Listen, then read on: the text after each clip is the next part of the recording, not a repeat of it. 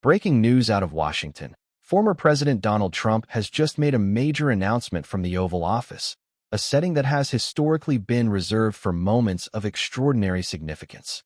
Whenever an American president sits behind that famous resolute desk and speaks directly to the nation, it signals that something big is at stake, something that could change the course of politics, diplomacy, or even history itself.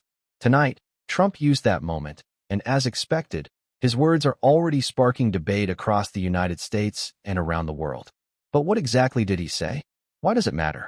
And what does this mean for the future of America and its role on the global stage? Let's dive deep into the story, unpack the details, and explore why this Oval Office announcement could become one of the defining moments of Trump's political journey. The power of the Oval Office. To understand the gravity of Trump's announcement, we first need to appreciate the symbolism of the Oval Office itself. This isn't just another room in the White House. Since Franklin D. Roosevelt first used it for radio addresses in the 1930s, the Oval Office has become a stage where presidents speak during wars, crises, and moments that define their legacies. From John F. Kennedy's handling of the Cuban Missile Crisis to George W. Bush's address after the September 11th attacks, the Oval Office carries with it the weight of history. For Donald Trump, a president known for preferring rallies, press conferences, and even Twitter posts to communicate with the public, the decision to deliver a formal Oval Office address stands out. It signals that the message he wanted to share wasn't just another campaign promise or off-the-cuff remark. It was something he wanted etched into the history books. Trump has never been a traditional politician. During his presidency, and even afterward, he has prided himself on breaking norms. While most leaders carefully script every word, Trump often speaks in a way that feels raw, unfiltered, and direct. An approach his supporters see as authentic, but his critics describe as reckless. So, when he steps into the Oval Office, the contrast is striking. This is a man known for improvisation, suddenly delivering a message in the most formal and structured setting possible. That alone made millions curious. What would he say, and how would he say it? For days leading up to the address, speculation was swirling. News outlets across the political spectrum tried to guess the subject. Would it be about foreign policy, perhaps his ongoing commentary about Ukraine and Russia? Would it be about domestic issues such as the economy, inflation, or immigration? Or was this announcement connected to his much-discussed plans for the 2024 election? Trump, ever the master of suspense, gave very little away. Close aides described the speech as one of his most important messages yet, while political analysts warned viewers to expect a mix of policy, drama, and campaign-like rhetoric. Social media amplified the anticipation, with hashtags about the Oval Office address trending hours before he spoke. As the cameras went live, Trump entered the Oval Office and sat behind the resolute desk. The American flag and presidential seal framed him in the background, reinforcing the weight of the moment. His tone, at least at the start, was measured, more restrained than at his rallies. He began by acknowledging the importance of the moment, telling Americans that what he was about to share was not just for today, but for the future of our nation. What followed was a sweeping announcement that blended personal conviction with political ambition. Almost immediately after the address ended, reactions began flooding in. Supporters hailed it as Trump at his best, serious, visionary, and presidential.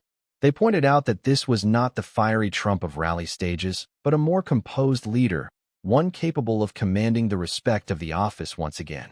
Critics, however, dismissed the speech as little more than a campaign launch dressed up as an official address. They accused him of politicizing the Oval Office and using a revered platform to push personal ambition. News anchors, analysts, and commentators broke down every word, every pause, and every gesture. Was this a turning point in Trump's political career?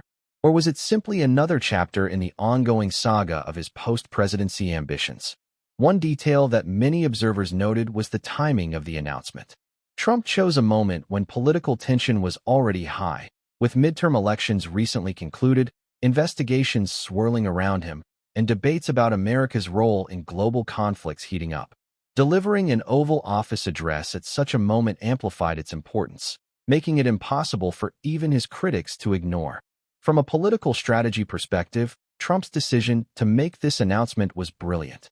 By choosing the Oval Office, he borrowed the weight and authority of the presidency, even though he is no longer in office. It was a reminder to viewers that he once held the highest office in the land and, perhaps, that he intends to hold it again. For his base, it was a sign of strength. For his rivals, it was a reminder that he is far from done. As Trump finished his address, he looked directly into the camera and declared, "The future of America is in our hands. We cannot sit back. We must act, and I will not stop fighting for you." With that, the speech ended, but the debates had only just begun. Within hours of Trump's Oval Office address, the political and media world was in overdrive. Cable networks dedicated entire segments to replaying his speech, dissecting his words line by line. On conservative platforms, hosts praised Trump for his presidential tone and for delivering a message that many felt was overdue. They pointed to his emphasis on economic revival and foreign policy strength as a reminder of his administration's achievements. On the other side, liberal outlets framed the speech as a thinly veiled campaign ad. Headlines ran with phrases like, "Trump turns Oval Office into rally stage," an announcement or campaign launch. Some journalists argued that the substance of his message lacked detail, pointing out that he offered sweeping promises without specific policies. Still, even those critical of Trump admitted that the speech was effective in commanding attention and recentering him in the political spotlight. Political rivals respond. Reactions from Trump's political opponents came swiftly. Within hours, Democratic leaders released statements criticizing his address as divisive and misleading.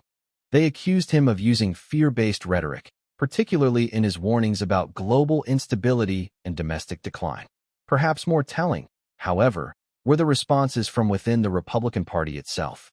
Figures like Ron DeSantis and Nikki Haley, who were already being floated as potential 2024 contenders, faced a delicate challenge. On one hand, they could not openly attack Trump without risking backlash from his loyal base. On the other, they needed to position themselves as viable alternatives. DeSantis, for instance, released a carefully worded statement saying he welcomed robust discussion about America's future, but subtly emphasized his own record in Florida. Haley congratulated Trump for raising important questions, but reminded audiences that new leadership also has a role to play.